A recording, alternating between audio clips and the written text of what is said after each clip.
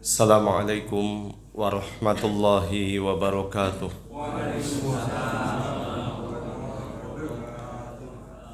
Alhamdulillahi rabbil alamin.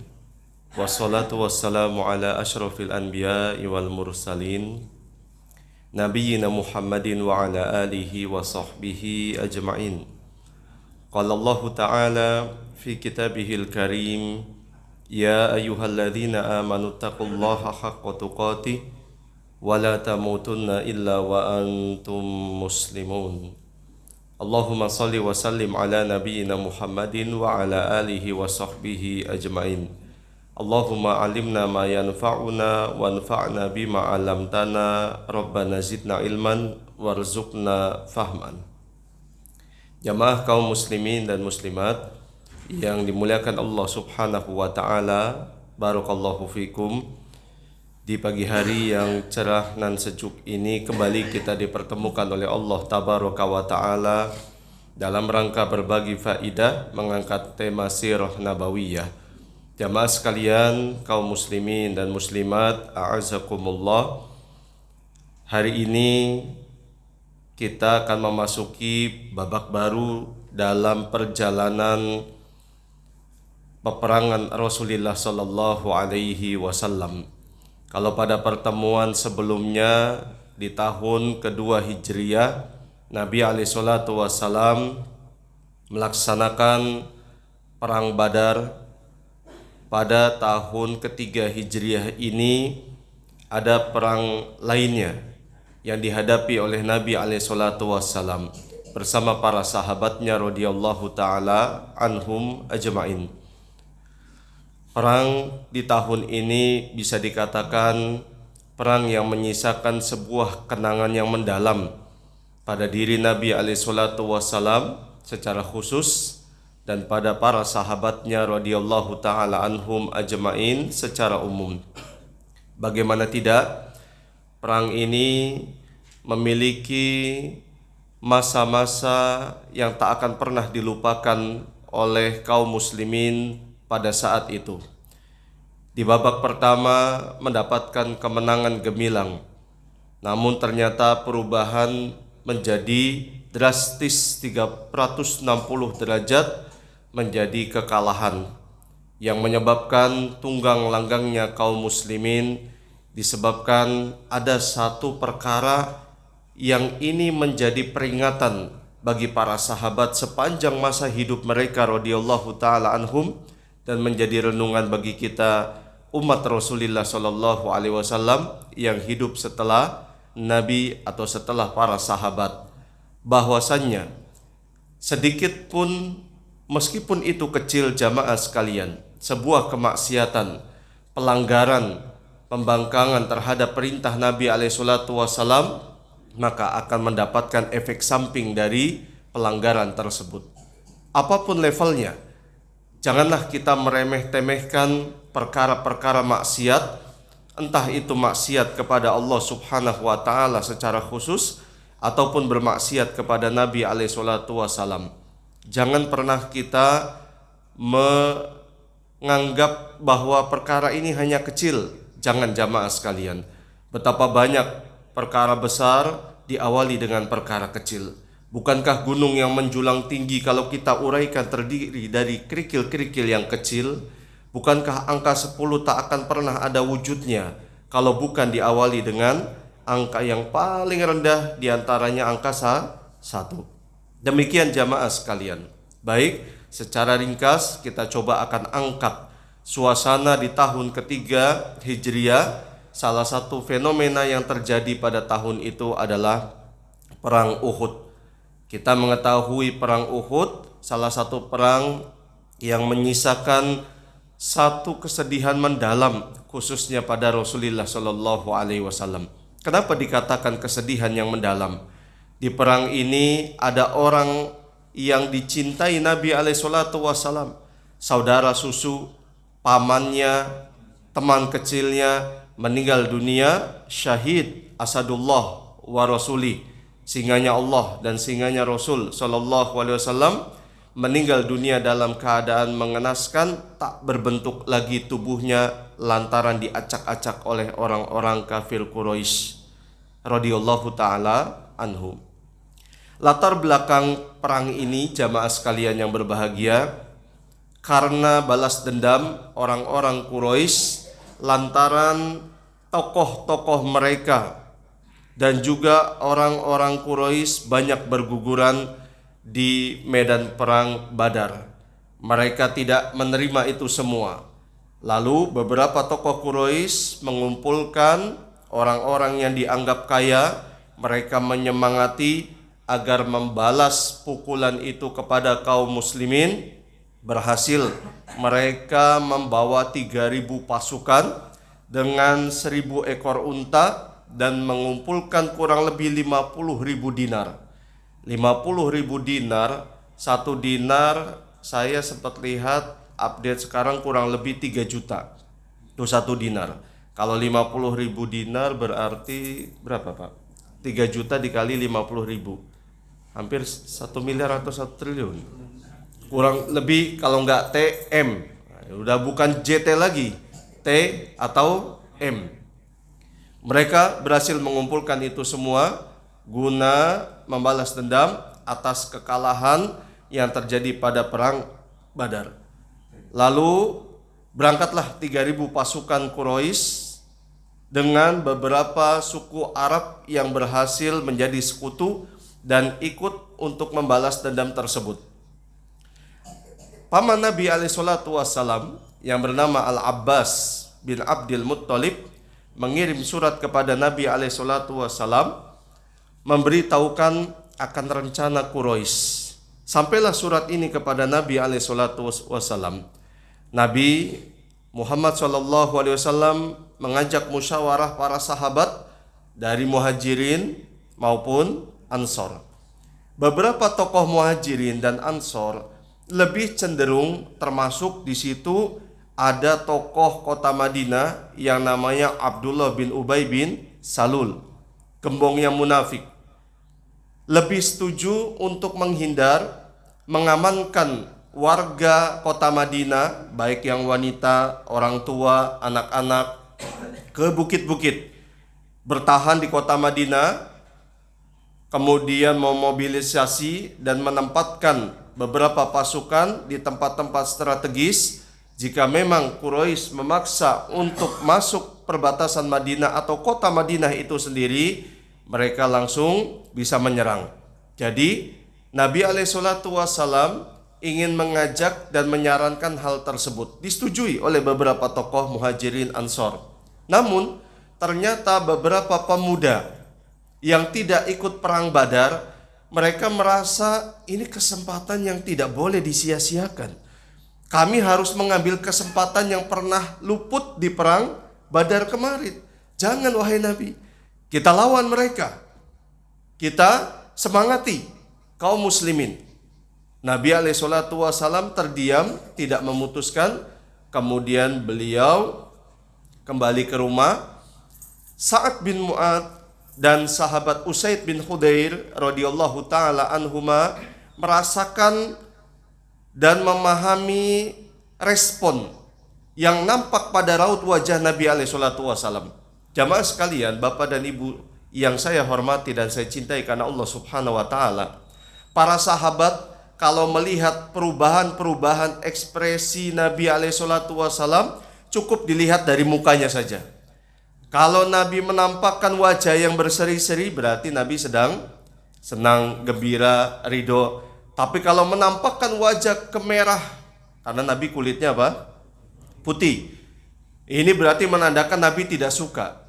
Nabi benci, Nabi marah dengan keadaan seperti ini. Sa'ad bin Mu'ad dan Usaid bin Khudair radhiyallahu anhuma memahami raut wajah Nabi, lebih memilih masukan dan saran tokoh Muhajirin dan Ansor tadi. Namun karena desakan para pemuda yang ingin, sudah kita gerakan saja Nabi, kita lawan mereka, kita hadapi orang-orang Quraisy. Kemudian kedua sahabat ini menyampaikan kepada para pemuda tadi, wahai sahabat-sahabat, janganlah kalian membuat Nabi alaihissalatu wassalam berat. serahkanlah keputusannya kepada Nabi SAW. Tidak lama Nabi keluar dari rumahnya lengkap dengan pakaian perang. Para pemuda yang tadi memaksa Nabi SAW untuk menghadapi orang-orang Quraisy merasa bersalah. Kemudian mereka mengatakan, wahai Nabi, kalau begitu kita sebagaimana usulan Anda saja. Nabi SAW mengatakan tidak layak bagi seorang Nabi ketika dia sudah memakai pakaian perang menanggalkan pakaian tersebut. Artinya wajib untuk maju terus. Setelah itu para sahabat kemudian bersama-sama mempersiapkan semuanya. Kurang lebih jumlah mereka 1.000. Namun di tengah perjalanan Abdullah bin Ubay bin Salul mulai menghembuskan aroma-aroma tidak sedap. Kata dia, buat apa kita capek-capek menghadapi Quraisy? Sesungguhnya Muhammad ini hanya lebih mementingkan dan memilih pendapat teman-temannya saja daripada pendapat saya. Dari dulu Abdullah bin Ubay bin Salul semenjak kedatangan Nabi SAW itu hasad sekali, sangat benci kepada Nabi SAW. Kenapa jamaah sekalian? Sebab kedatangan Nabi SAW menggagalkan dirinya yang dulu diusung ingin menjadi pemimpin kota Madinah. Karena Abdullah bin Ubay bin Salul, beliau dianggap orang paling senior, orang yang paling berpengalaman di kota Madinah. Di antara suku Aus dan Khazraj, Abdullah bin Ubay bin Salul inilah yang dianggap layak. Setelah kedatangan Nabi SAW hijrah, ternyata penduduk kota Madinah lebih menatap Rasulullah SAW dibandingkan Abdullah bin Ubay bin Salul. Mulai dendam kesumat itu terus membara dalam dirinya, tak pernah padam, dan akhirnya apapun yang dilakukan oleh Nabi SAW bersama kaum muslimin ini menjadi sesuatu yang salah bagi Abdullah bin Ubay bin Salul. Beda dengan anaknya dia. Anaknya seorang muslim yang tangguh, seorang muslim yang baik, sahabat yang baik. Nama anaknya Abdullah juga. Bapak sama anak namanya sama, Abdullah bin Abdullah. Jadi tidak heran jamaah sekalian, banyak orang Arab yang namanya itu pertama ringkas, singkat, dan kadang-kadang sama antara dirinya dengan bapak atau dirinya dengan kakek. Imam Al-Ghazali, tahu Imam Ghazali? Nama beliau siapa? Muhammad bin Muhammad bin Muhammad. Nama diri, nama bapak, nama kakek sama, Muhammad bin Muhammad bin Muhammad. Kembali lagi, Abdullah bin Ubay bin Salul kemudian menghembuskan nafas-nafas tidak sedap kepada 1.000 pasukan ini. Alhamdulillah, meskipun tidak semuanya termakan bujuk rayu, akan tetapi jumlah yang berhasil dibawa pulang oleh Abdullah bin Ubay bin Salul tidak main-main. 300 pasukan kembali lagi ke kota Madinah. 300 ini terdiri dari teman-temannya Abdullah bin Ubay bin Salul, orang-orang munafik juga, pakaiannya sama, rupanya juga sama, baunya juga sama, yaitu munafik. Dan orang-orang beriman yang hatinya masih ragu-ragu, kembali mereka ke kota Madinah. Sisalah 700 pasukan. Nabi SAW tidak gentar, tidak kemudian 300 kembali ke kota Madinah, udah kita kembali aja, ini kayaknya nggak mungkin. Tidak, Nabi SAW pantang mundur, maju tak gentar. 700 pasukan tetap lanjut perjalanan sampai kemudian tiba di Gunung Uhud. Membelakangi Gunung Uhud, Nabi SAW mulai mengatur strategi pasukan yang beliau pimpin sallallahu alaihi wasallam. Ada kurang lebih 50 pasukan pemanah yang ditempatkan oleh Nabi SAW di Bukit Uhud, di sebelah Bukit Uhud yang disebut dengan Bukit Rumat, Bukit Pemanah. 50 sahabat yang dipimpin oleh Abdullah bin Jubair radhiyallahu taala anhu. Kata Nabi SAW, apapun yang kalian lihat, jangan pernah kalian tinggalkan tempat ini. Jika kalian melihat kami kalah sampai burung-burung gagak itu memakan jasad kami, jangan kalian turun ke bawah. Jangan sampai kemudian kalian mendapatkan aba-aba dari saya. Jika kalian melihat kami menang pun jangan sampai kalian turun sampai kalian mendengar aba-aba dari saya. Abdullah bin Jubair radhiyallahu taala anhu memegang pesan itu dengan kuat sekali. 50 ini kemudian diajak oleh Abdullah bin Jubair radhiyallahu taala anhu ke bukit yang sudah ditempatkan oleh Nabi alaihi salatu wasallam sebagai pusat para pemanah. Tujuannya adalah untuk mengkanter, tujuannya untuk menghalangi orang-orang Quraisy yang menyerang dari arah belakang. Setelah itu berhadapanlah dua pasukan, antara pasukan orang-orang beriman dan orang-orang musyrikin. Nabi alaihi salatu wasallam bersama orang-orang Quraisy dan juga suku-suku yang bersekutu dengannya. Seperti biasa jamaah sekalian, zaman dulu atau kebiasaan bangsa Arab sebelum perang dimulai, perang massal, mereka mengadakan adu tanding yang namanya mubarozah. Dari pihak Quraisy muncullah yang namanya Tolha bin Abi Tolha. Kemudian tidak lama dari pihak kaum muslimin muncul Az-Zubair bin Al-Awwam radhiyallahu taala anhu. Tidak menunggu jam, hanya beberapa menit langsung tumbang ini Tolha bin Abi Tolha. Setelah itu terjadilah peperangan hebat di antara dua kubu, sangat gesit atau sangat sengit. Bagaimana pedang dengan pedang, kemudian tombak dengan tombak, panah dengan panah, adu kekuatan di medan perang itu sangat jelas jamaah sekalian, kekuatan, keberanian yang muncul dalam diri kaum muslimin. Di babak pertama seperti saya tadi sampaikan, menang kaum muslimin dengan baik sekali. Kocar kacir orang-orang kafir Quraisy. Pasukan pemanah 50 orang ini melihat sahabat kita sudah memenangkan peperangan. Kata Abdullah bin Jubair, tahan. Bukankah kalian ingat pesan Nabi alaihi salatu wasallam?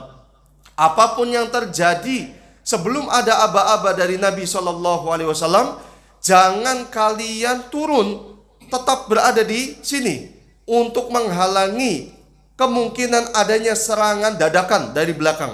Ternyata sebagian besar dari mereka tidak mengindahkan informasi, peringatan, instruksi pemimpinnya Abdullah bin Jubair radhiyallahu taala anhu. Sebagian besar turun untuk ikut andil mengambil harta rampasan yang ditinggalkan oleh orang-orang Quraisy. Jamaah sekalian yang berbahagia, orang-orang Quraisy dipimpin oleh Abu Sufyan di bagian tengah, sayap kanan oleh Khalid bin Al-Walid yang waktu itu belum masuk Islam, sayap kiri oleh Ikrimah bin Abu Jahal yang saat itu juga belum masuk Islam.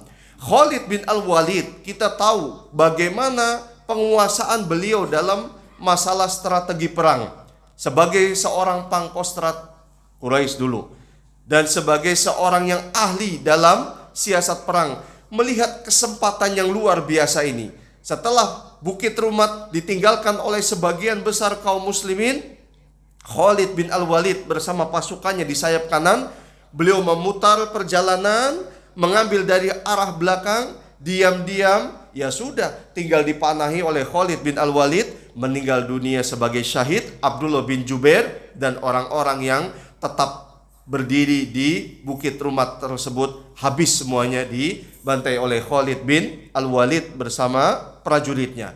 Sudah tinggal dari atas dipanahi dan dihujani oleh tombak, kemudian batu. Tinggal kaum muslimin sekarang yang kocar kacir, tunggang langgang. Ada yang lari ke kota Madinah kembali, ada yang lari ke bukit, ada yang lari meninggalkan medan perang dan lain sebagainya. Hanya tersisa beberapa orang saja di situ, termasuk Nabi alaihi salatu wasallam. Sampai-sampai topi perang yang digunakan oleh Nabi alaihi salatu wasallam, kan biasanya topi perang itu ada rantainya, Pak. Dua mata rantai ini masuk ke pipinya Nabi alaihi salatu wasallam. Dicabut begitu keras sampai memaksa sahabat yang namanya Abu Ubaidah bin Al-Jarrah menggigit mata rantai itu, kemudian beliau lepas sampai giginya copot. Baru terlepas, darah mengucur sangat deras dari pipinya Nabi alaihi salatu wasalam. Kemudian tidak lama gugurlah Mus'ab bin Umair sebagai seorang syahid.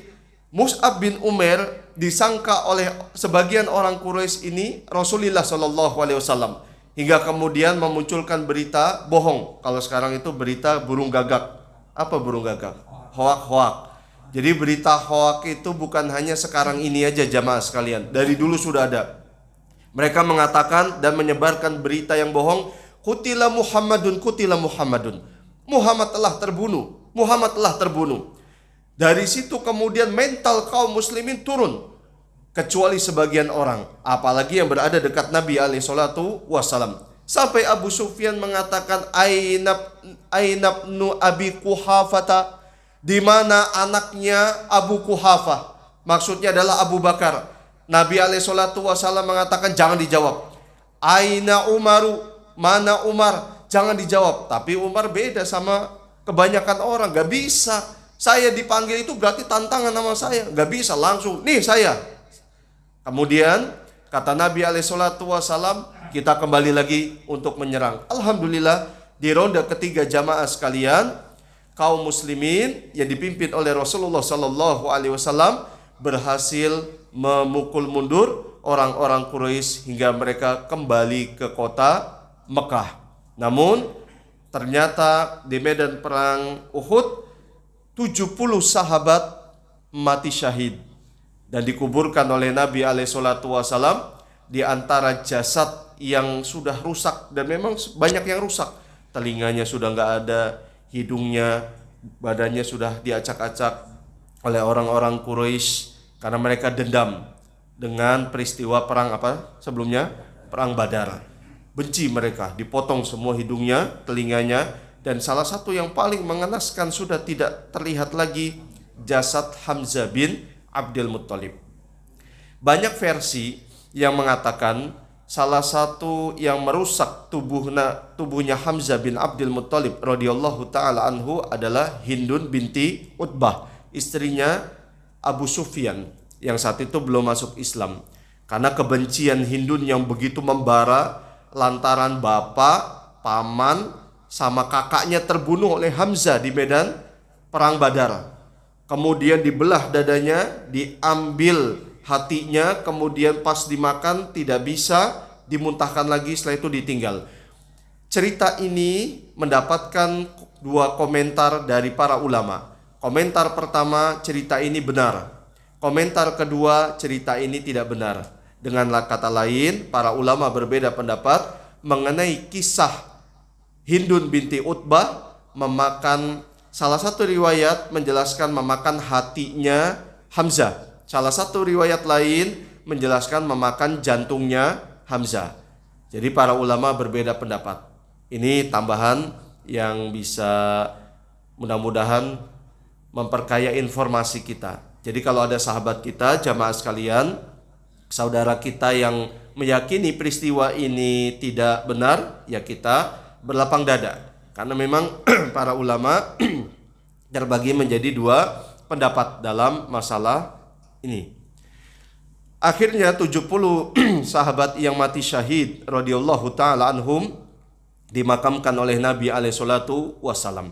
Mengenai perang Uhud ini sampai Allah Subhanahu wa taala turunkan di dalam surat Ali Imran ayat 161 sampai 20 ayat, berarti 181 ya. Kan 20 ayat, 181, cukup panjang. Salah satu ayat yang menjelaskan sebagai bentuk peringatan dari Allah Subhanahu wa taala adalah Ali Imran 165. Allah Subhanahu wa taala firmankan, awalamma asobatkum musibah qad asabtum mithlaiha qultum anna hadza qul huwa min indi anfusikum innallaha ala kulli syai'in qadir. Kenapa pada saat kalian ditimpa kekalahan perang Uhud, padahal kalian sudah menimpa 2 kali kekalahan di perang Badar? Apa maksud 2 kali menimpa? Pada perang Badar, kaum muslimin berhasil membunuh 70 orang Quraisy dan 70 sahabat. Sedangkan di perang Uhud kaum muslimin harus rela kehilangan 70 sahabat. Itu maksudnya. Jadi di perang Badar 140, 70 mati semua dan 70 sisanya menjadi tawanan. Sedangkan di perang Uhud 70 sahabat mati syahid. Para sahabat bertanya, awalamma asobatkum musibah qad asabtu mithlaiha anna hadza. Apa yang menyebabkan kekalahan ini? Para sahabat bertanya-tanya. Qul, katakanlah wahai Muhammad, kata Allah Subhanahu wa taala, huwa min indi anfusikum. Semuanya itu berasal dari diri kalian sendiri.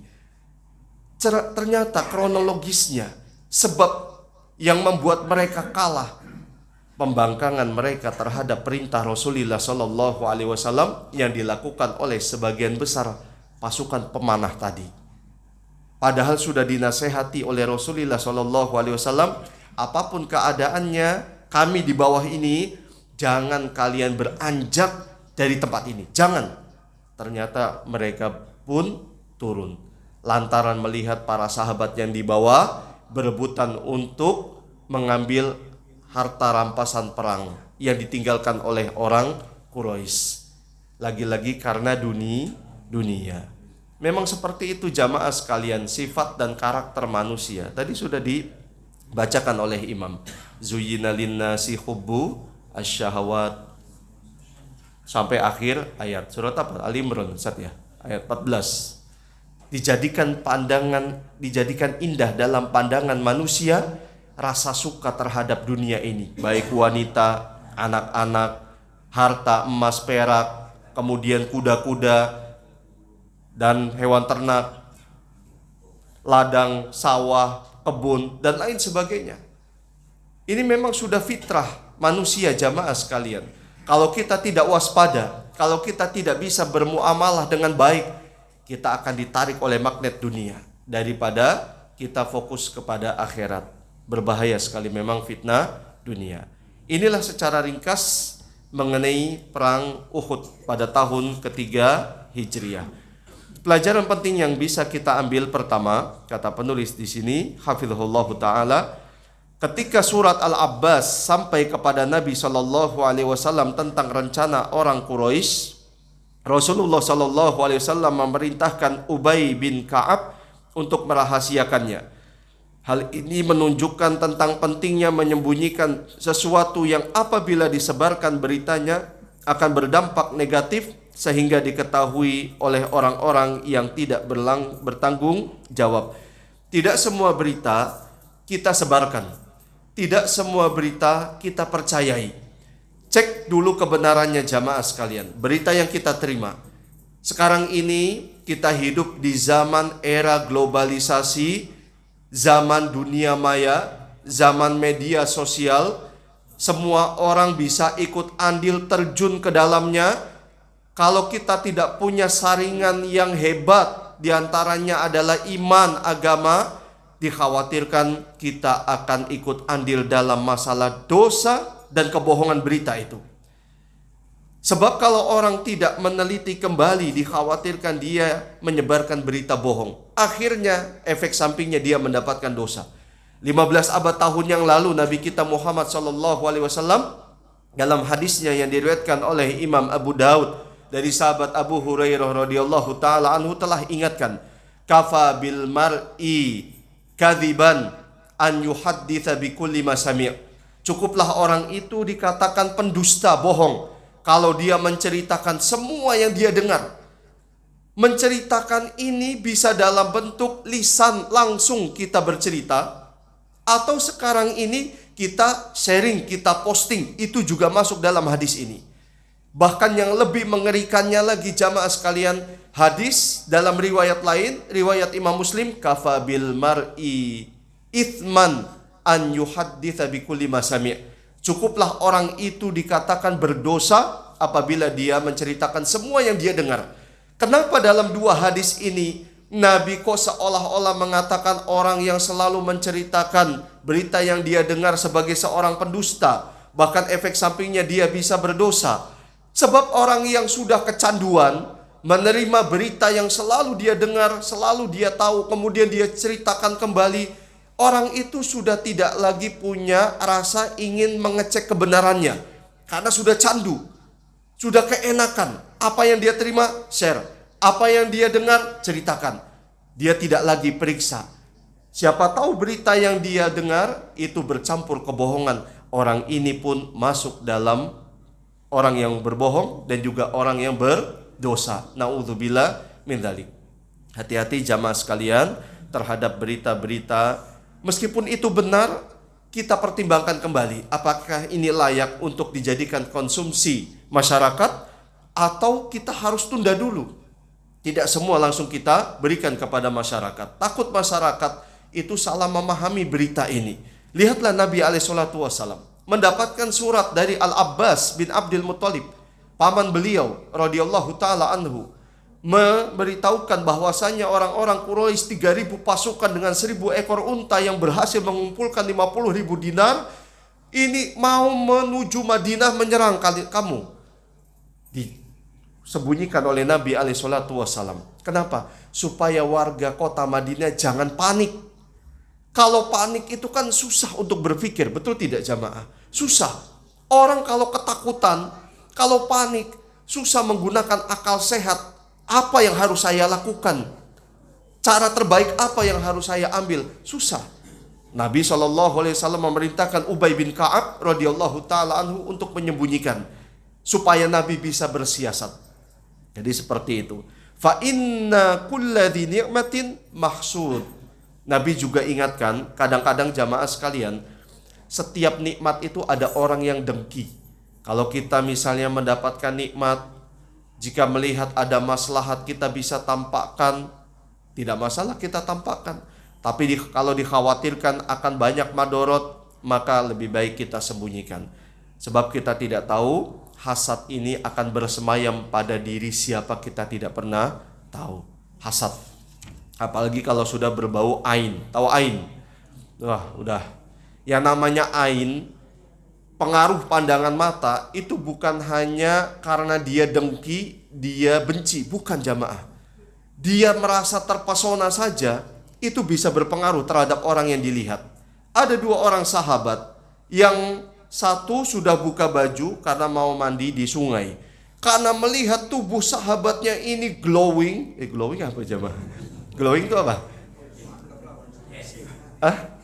Bersih. Sama sekali bersih. Zaman dulu gak ada salon. Tapi emang tubuh sahabat yang satu ini luar biasa.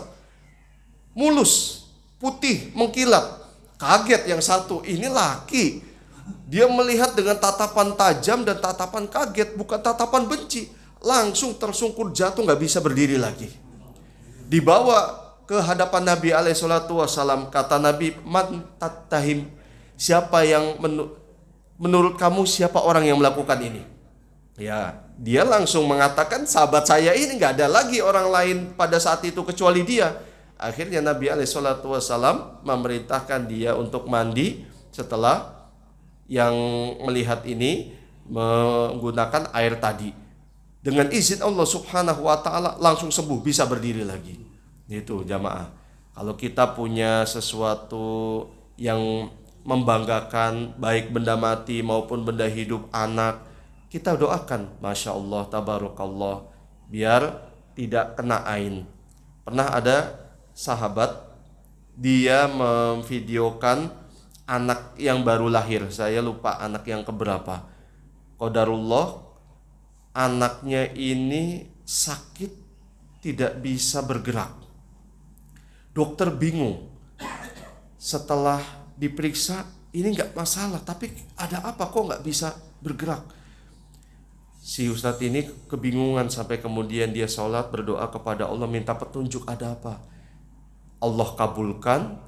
Dia ingat, oh waktu itu saya posting video anaknya dan dia sebarkan di media sosial. Setelah itu dia minta, kemudian dia mandikan anaknya, lalu dia doakan. Dengan izin Allah langsung anaknya bergerak lagi.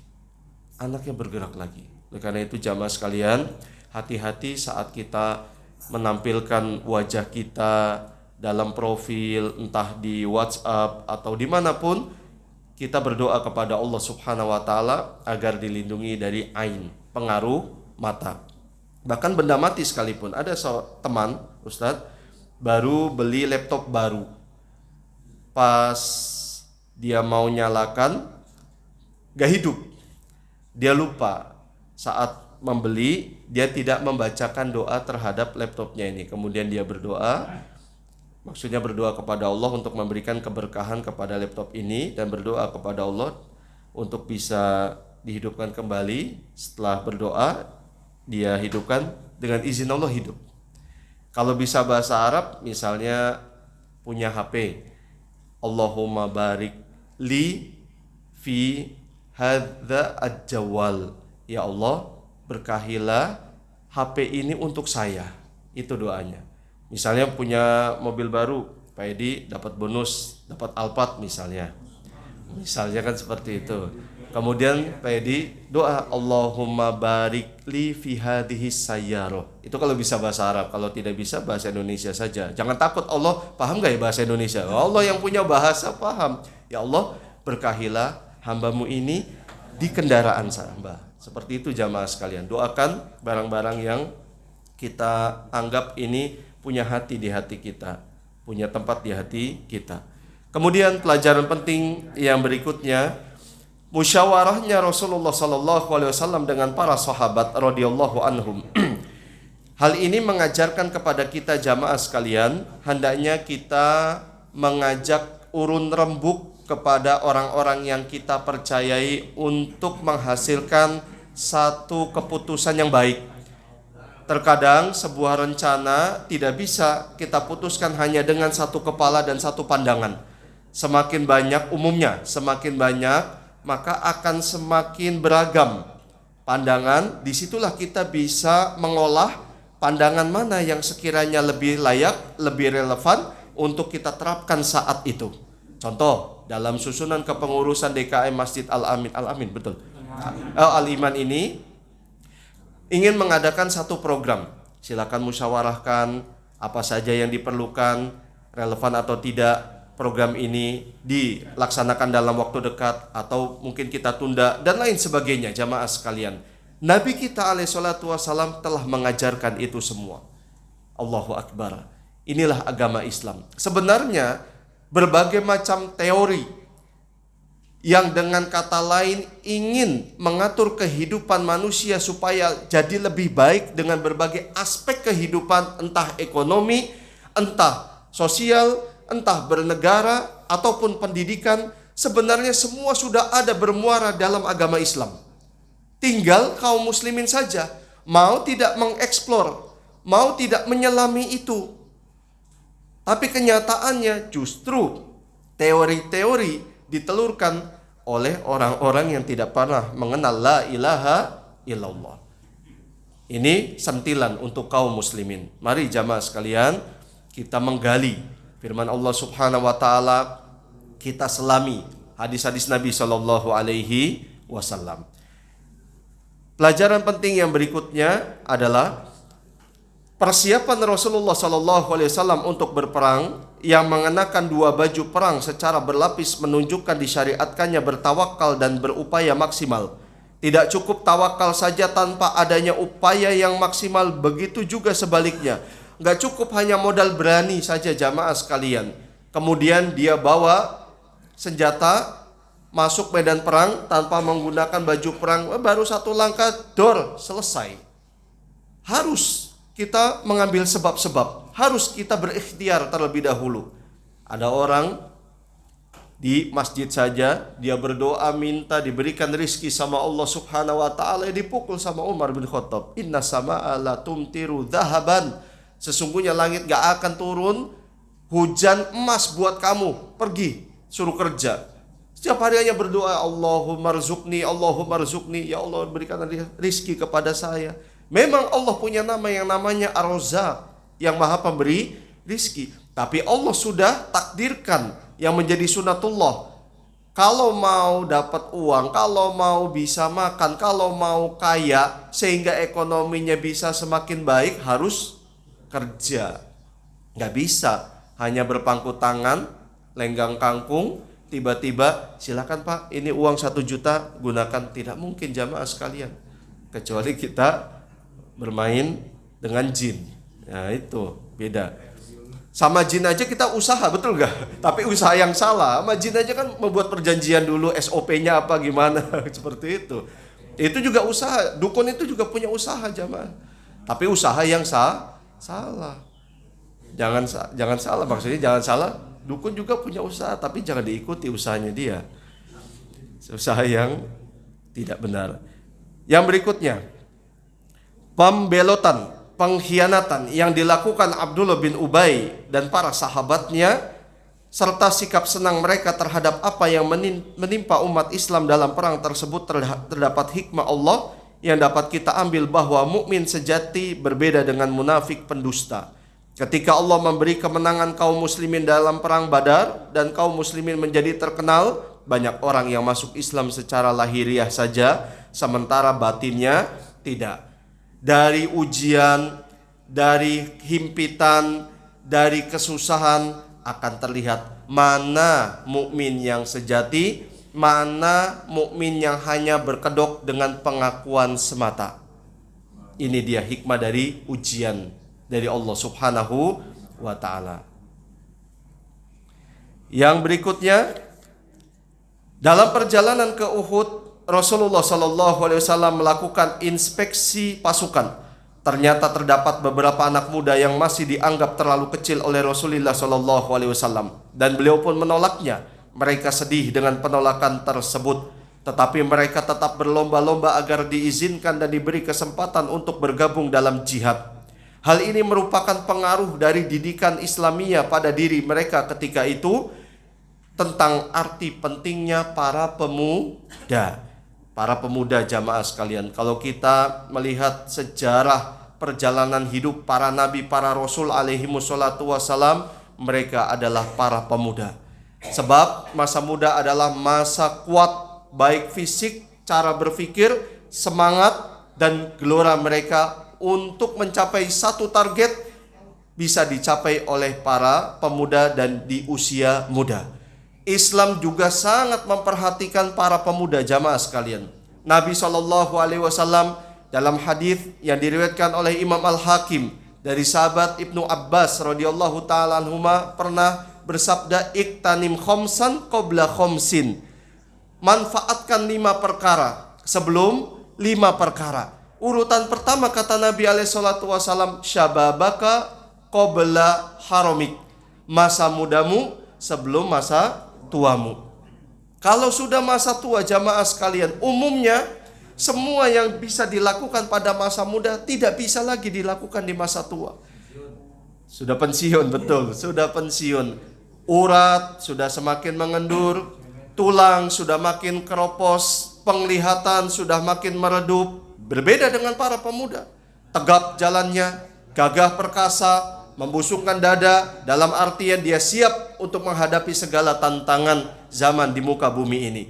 Tanamkan kepada para pemuda jamaah sekalian semangat membara, arti sebuah identitas mereka sebagai seorang pemuda, bahwa mereka adalah generasi selanjutnya yang akan melanjutkan estafet dakwah Nabi SAW. Sampai-sampai di antara nanti 7 golongan yang akan dinaungi oleh Allah Subhanahu wa taala pada hari kiamat. Kata Nabi SAW, "Sab'atun yudhilluhumullah fi dhillihi yauma la dhilla illa dhilluh, yauma dhilla illa dhilluh." 7 golongan yang akan dinaungi oleh Allah Subhanahu wa taala.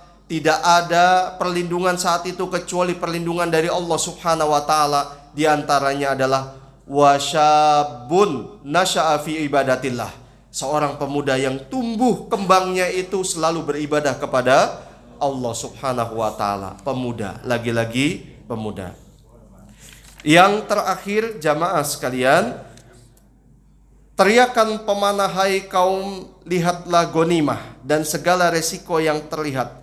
Maka hal ini memberi pelajaran kepada kita untuk berhati-hati dari sikap ambisi terhadap dunia.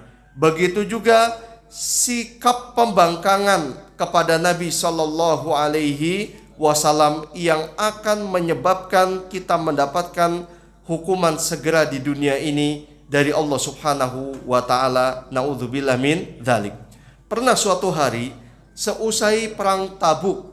Perang Tabuk adalah perang terakhir yang dipimpin oleh Rasulullah SAW pada tahun 9 Hijriah. Seusai perang Tabuk, mau kembali ke kota Madinah, tiba di satu tempat yang namanya Al-Hijr. Hijr adalah tempat dulu yang pernah didiami oleh kaum Thamud. Kaumnya Nabi siapa? Nabi Soleh alaihi assalam. Mereka diluluh lantahkan oleh Allah Subhanahu wa ta'ala, diazab dalam bentuk teriakan keras satu kali, kemudian bisa mengeluarkan isi perut. Itu salah satu azabnya kaum Nabi Soleh alaihissalam, Thamud.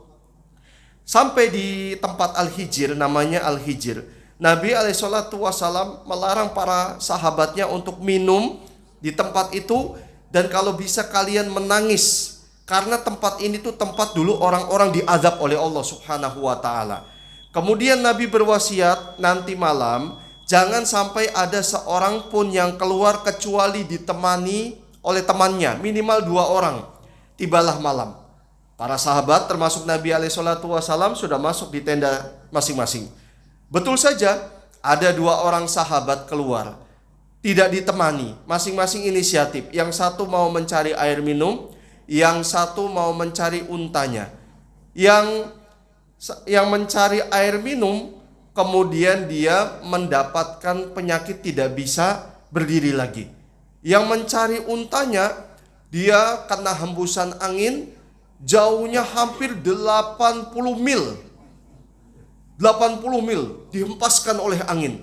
Paginya dilaporkan kepada Nabi alaihissalam. Kata Nabi, alam anhakum, bukankah saya sudah melarang kalian? Kemudian yang sakit ini didoakan oleh Nabi alaihissalam, sembuh seketika dengan izin Allah Subhanahu wa ta'ala. Yang satu lagi ini nih, kemana ini? Dicari, ketemu di kota Taif. Masya Allah, dikembalikan nama penduduk Taif. Demikian jamaah sekalian, mudah-mudahan kita termasuk umatnya Rasulullah SAW yang mencintai beliau dengan tulus, mentaati perintah beliau, menjauhi segala larangan beliau SAW. Amin ya robbal alamin. Kalau ada tanya jawab, saya persilahkan. Ya, silakan. Ada pertanyaan dari jawab.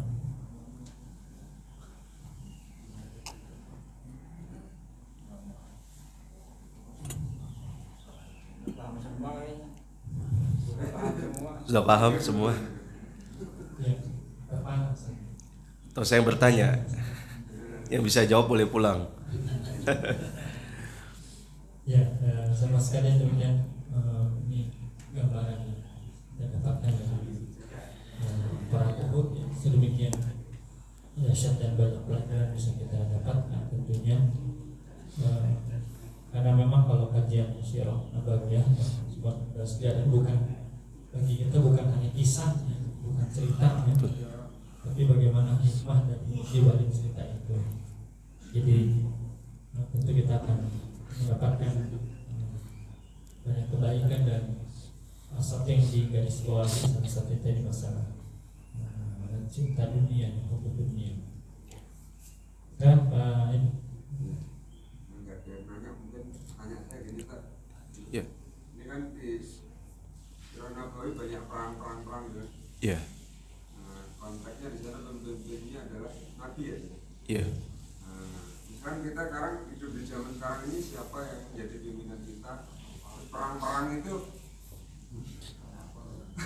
ya, kapan sih kita mesti perang gitu? Sebagai masyarakat awam ini apa ada masyarakat ya, sebagai masyarakat Ya. apa ada kewajiban untuk itu juga gitu pada situasi tertentu? Ya. Di konteks zaman sekarang mungkin untuk Ya. melihat siro-siro yang sudah ada. Makasih. Bismillahirrahmanirrahim. Tidak diragukan lagi, Nabi kita Muhammad SAW adalah pemimpin tunggal dalam seluruh skala kecil sampai skala luas, negara ataupun manusia. Akan tetapi setelah beliau SAW meninggal, kepemimpinan yang kita taati terhadap orang memimpin tersebut tentu kepada pemimpin yang baru, pemimpin yang memang sah di dalam agama Islam. Sebagaimana sabda Nabi alaihissalatu wassalam dalam hadis yang dikenal dengan hadis Al-Irbad bin Sariyah, man ya'ish minkum fasayara ikhtilafan katsira. Nanti orang yang hidup setelah Nabi alaihissalatu wassalam akan banyak melihat perselisihan, banyak sekali.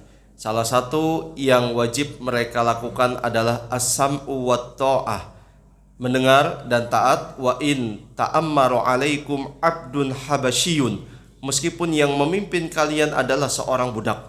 Padahal dalam fikih Islam, budak tidak boleh menjadi seorang pemimpin.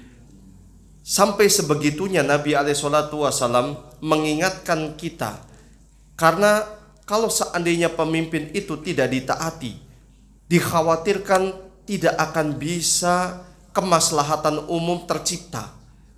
Hak-hak akan disia-siakan, kewajiban tidak akan diindahkan, kehormatan akan dicabik-cabik.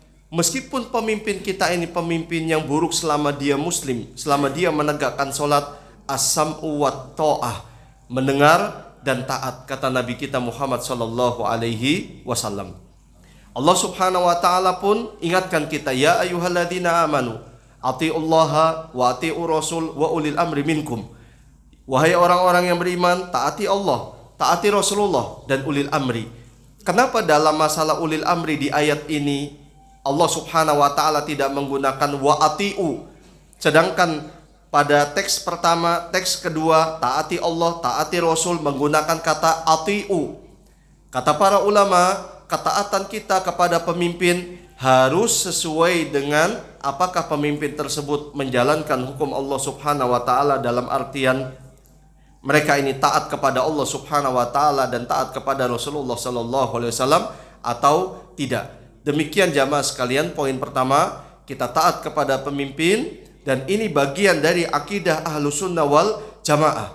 Kata Imam Al-Hasan Al-Basri rahimahullahu ta'ala, 5 perkara yang harus kaum muslimin ini bersama para pemimpin mereka, diantaranya yang tadi ditanyakan oleh Pak Edi, yaitu jihad melawan musuh-musuh Islam.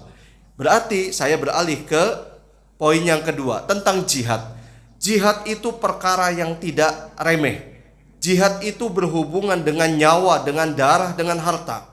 Wudu yang tidak ada hubungannya dengan darah, dengan nyawa saja, ada syaratnya, ada rukunnya, betul tidak?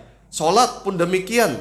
Masa masalah jihad tidak dijelaskan secara gamblang, tidak ada aturan mainnya? Tidak mungkin jamaah sekalian. Islam adalah agama yang membawa kemaslahatan. Lebih-lebih kita apabila berbicara tentang jihad yang efek maksimalnya adalah enggak akan kembali lagi ke keluarganya, bisa meninggal di tempat. Itu semua diatur dalam fikih Islam. Apa syarat-syaratnya, apa rukun-rukunnya. Jika semua itu sudah terpenuhi, maka dalam hal ini jihad disyariatkan di dalam agama Islam. Namun jika tidak, maka jihad belum disyariatkan. Dari mana kita tahu bahwasanya jihad ini sudah disyariatkan, sudah terpenuhi semua syarat-syaratnya, rukun-rukunnya, sehingga wajib ditinggikan atau dilaksanakan jihad ini? Kecuali dengan ilmu. Kita tanya kepada para ulama, ahli ilmu. Fas'alu ahla dzikri in kuntum la ta'lamun. Bertanyalah kalian kepada para ulama jika kalian tidak mengetahuinya. Ini menunjukkan pentingnya kita menuntut ilmu supaya tidak kita tergesa-gesa. Karena tergesa-gesa itu sifat syaitan jamaah sekalian. Nabi SAW pernah bersabda, at-ta'anni minallah wal ajalatu minasyaiton. Sikap berhati-hati dari Allah subhanahu wa ta'ala. Sedangkan sikap tergesa-gesa itu permainannya siapa? Syaitan. Semoga kita termasuk hamba-hamba Allah yang selalu bersikap hati-hati. Amin ya rabbal alamin. Jadi seperti itu. Iya. Itu salah satu hikmah yang bisa dapat. Dan mungkin sedikit Ustaz tadi, kalau di dalam Uhud sampai-sampai Rasulullah juga mengalami duka, betul. lepas gigi. Betul. Kalau hari ini sedang ramai masalah kebal, itu sangat bertentangan gitu ya. Betul. Rasulullah kekasih Allah saja mengalami luka dalam peperangan ya. Iya, betul. Kalau hari ini ada siapapun itu yang aku seolah-olah lebih hebat dari Nabi. Allah. Betul. Pak, ya, saya buat itu. Hal tidak ada lagi, kita putuskan. Monggo Ustaz. Ini melanjutkan saja pertanyaan yang lalu yang saya belum, barangkali saya lupa atau saya belum dengar barangkali yang baik itu ditanyakan pernah itu. Kalau seandainya sholat zuhur 4 rakaat, yang ada saya lalu ya. Tetapi makmum sudah mengingatkan imam, tapi imam tetap berdiri, apa makmum boleh memisahkan diri apa harus ikut imam? Oh. Misalnya di rakaat terakhir harusnya tasyahud. Iya. Kemudian imam tetap lanjut berdiri. Apa? Tetap berdiri. Apa lanjut atau ikut berdiri sendiri? Baik. Munfarid atau ikut imam tangan? Allahu a'lam bishawab. Yang saya ketahui tetap ikut imam. Nabi alaihi salatu wasallam bersabda, "Innama ju'ilal imam liyutamma bihi." Imam dijadikan sebagai contoh teladan. Sudah kita ingatkan, namun ternyata tetap kita ikuti. Setelah itu kita ingatkan kembali. Demikianlah yang dirasakan oleh para sahabat. Nabi alaihi salatu wasallam kemudian bertanya kepada orang yang bertanya tadi, "Ya Rasulullah, wahai Rasulullah, azidatis shalah, apakah sholat ditambah rakaatnya?" Kemudian Nabi alaihi salatu wasallam bertanya kepada yang lain, "Apakah teman kalian ini benar?" Pertanyaannya ini, iya, ternyata diiyakan. Lalu Nabi alaihi salatu wasallam kemudian beliau sujud sahwi. Jadi Allahu a'lam bishawab. Menurut pandangan saya pribadi, Ustaz, yang benar adalah tetap lanjutkan, tidak memisahkan diri. Tidak memisahkan diri. Allahu a'lam. Sekalipun tahu kita. Ya, kita ingatkan subhanallah tapi tetap berdiri. Ya sudah, kita ikut setelah salam kita ingatkan tadi. Allahu a'lam bishawab.